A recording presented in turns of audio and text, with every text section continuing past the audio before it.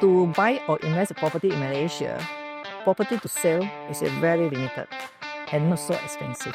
If the location is wrong, no matter how cheap the property is, we can't sell.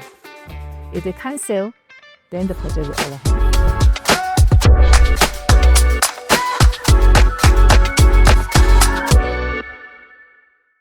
Welcome to another episode.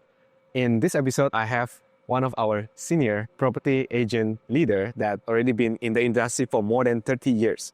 And today we are going to discuss about what are the truth, what are the reality in real estate industry in Malaysia, especially in Johor Bahru, and how is that going to affecting a lot of economy growth and even potential future developments that coming up in the next 5 to 10 years, or even right now. So today, please welcome Sien. Hi. Thank you for joining. Yeah, you're welcome. So let me know what other question you want to ask me. It's important, right? Yes. For me, I've been in real estate for 35 years and more concentrate almost 30 years with corporate client. But today, I start think about swap to project. And of course, in project, we are not only looking for the investor, we're also looking for the local purchaser who are really need for a house for themselves, right? So what are the projects which we're thinking which is suitable for all local Malaysian? We are more encouraged for the local local Malaysian who are working in Singapore, which is in the triangle. One is NF, second is Luckington, and another one is a Sky Cup. Oh, but I heard actually in studio in NF unit, it's about 500 something. So it's still considered affordable, right? Actually. Look at it is affordable. But if more, we should go to more realistic is number one, size. Is it suitable for us Malaysian? Okay. Number two, if, example, as a single status, you buy and use for your own. End of the day, if you're married or you have more family members want to stay with you, is it suitable or not? And do you think about that? Which I found that a lot of Malaysians get not realize about this. The assist, So when you enter market, and you want to go out from the market. If everybody have same thinking, by the time they want to access, they can't. Yeah. What happened? Yeah. That's true actually, because I see a lot of cases when people start working in Singapore, they just alone, right? They're not married, they're single, but then after they start working 2 to 3 years, and then they start to have like family, start have kids. Now they start thinking expanding the family. So then the studio, do you think it'll be like very hard to upgrade to the next one or like to resell? Is there any consideration behind it? That is very difficult because when you enter market, so by the time you want to access, do you think can sell up over 1 million? That's not possible, right? So of course, as a new investor or to buy a new property, you should think about even a little bit far away. That's okay for you, right? Or you want to say that, because RTS, I want to get as close as possible. But a property which is above the price, we're talking about the selling price, like Luckington and Sky Curve. The selling price, 2-bedroom, is about same as studio. Oh, really? Okay. And what happened to the price? The difference is about 2. If you take a Grab, private Grab from Luckington, go to RTS, do you think you will use up for the next 10 years or 20 years? We consider Luckington, which is about almost the same price, but you can buy 2 guest room, which is suitable for small family. Yes. And the distance from here, from Luckington to INF or the RTS, 6 kilometers. 6 kilometers. Yeah. It will be a better location for you. What do you think? Because I heard about Luckington that is also have township, right? There's food merchant, there is mall nearby there. There is the office built up together inside. Yeah, correct. Luckington, I'm sure they're going to build their own township. Except apartment, they will have a convention hall. They will also have the food court or commercial area there. And I've been told there's a hotel with there also. So there will be a own township. So this development will go about 5 to 7 years ahead from now. No. Luckington is one of the projects which they will be completed much earlier than other projects.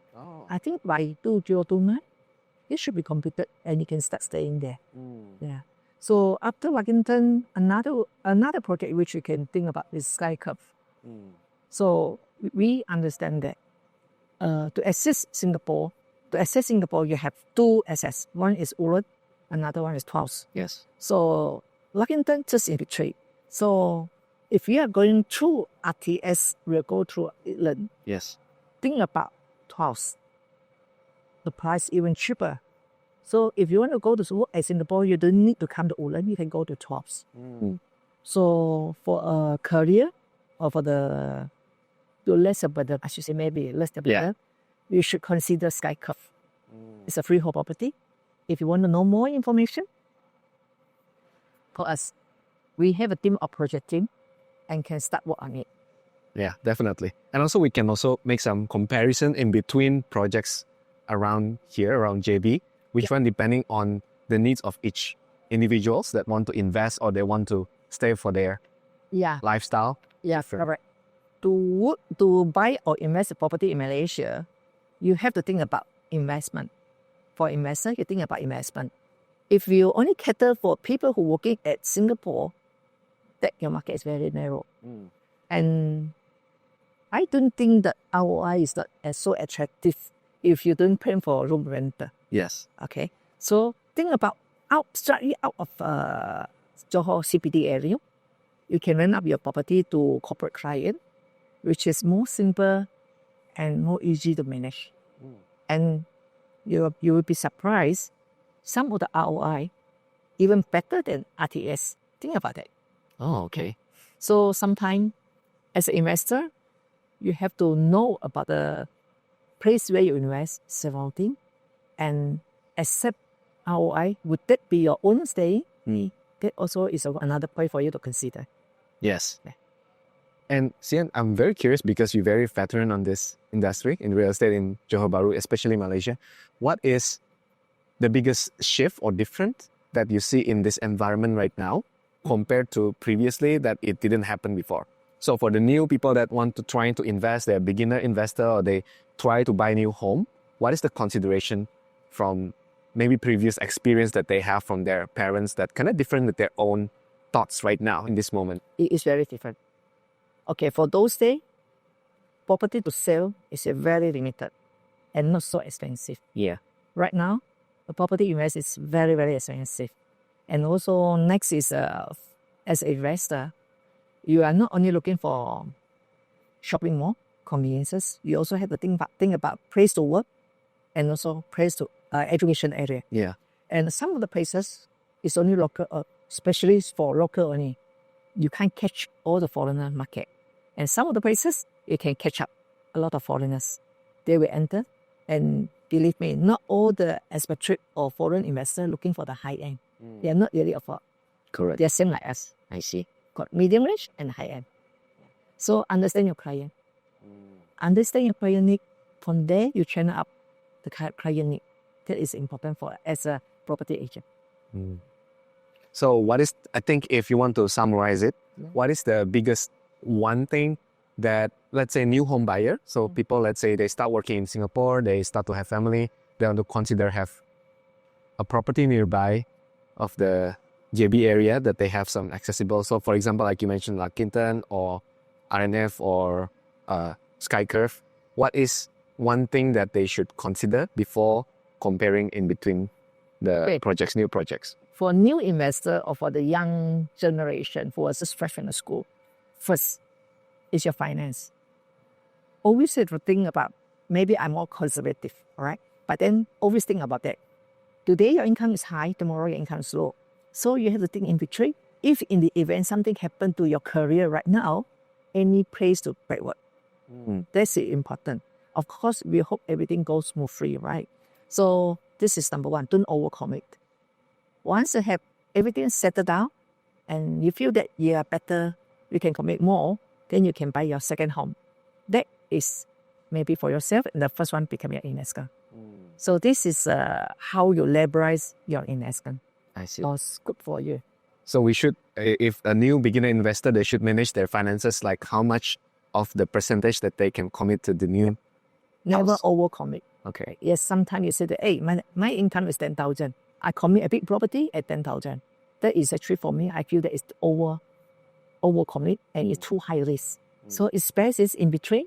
Once you settle down, then you can buy for second property. Always remember, your first property can also subsidize your second property Yes. commitment. So that's why also we plan for, let's say, new family members, let's say 5 years, 3 years from now, going to have kids, Yes. where to stay. I'm going to continue with the work. Yes. Yeah, so that's So the also first property is for the rental income.